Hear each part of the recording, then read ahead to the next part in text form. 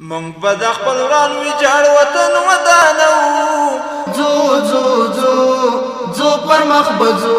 د کابل شمال سب سټیشن نوی 15 کیلو ولټ فیډر پرانیستل شو.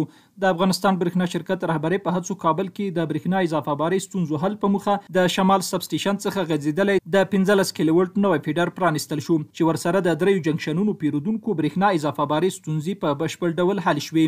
دغه فیډر پرانیست غونډه کې د اماراتي شرکتونو لوی رئیس مولوي احمد جان بلال د اقتصادي پر ځان بسیاینې برخو کې د افغانستان برېښنا شرکت پراختیایي او اصلاحاتي پروژو په تړاو ټولې هڅې وستایلې.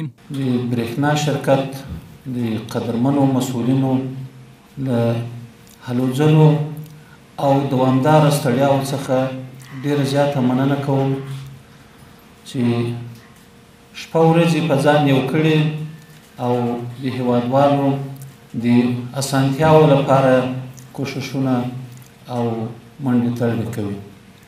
پرانیست غونډه کې د افغانستان برېښنا شرکت عمومي اجرایي رئیس ډاکټر عبدالباري عمر خپل وینا کې څرګنده کړې چې د برېښنا اضافه بارۍ ستونزو حل پر نورو پروژو هم کار روان دی او پراختیایي برخو کې هم تخنیکي پروژې تر کار لاندې دي.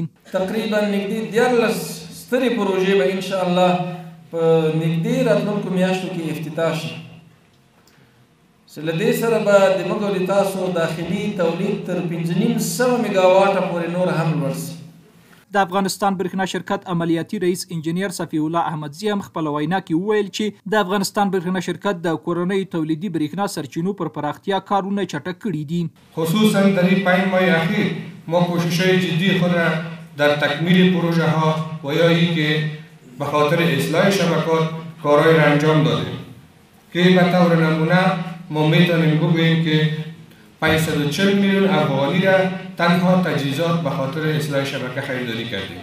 د یادونې ده چې د افغانستان برېښنا شرکت تخنیکي کارکوونکو له لوري د کابل اوسیدونکو ته د ډاډمنې او پیاوړې برېښنا چمتو کولو لپاره پر دې پرانیستل شوي اصلاحاتي پروژې سربیره پلازمینه کابل کې پر نور اضافه باره فیډرونو هم کار کوي چې بشپړېدو سره به د سلګونو زره پیرودونکو برېښنا ډاډمنه او پیاوړې شي.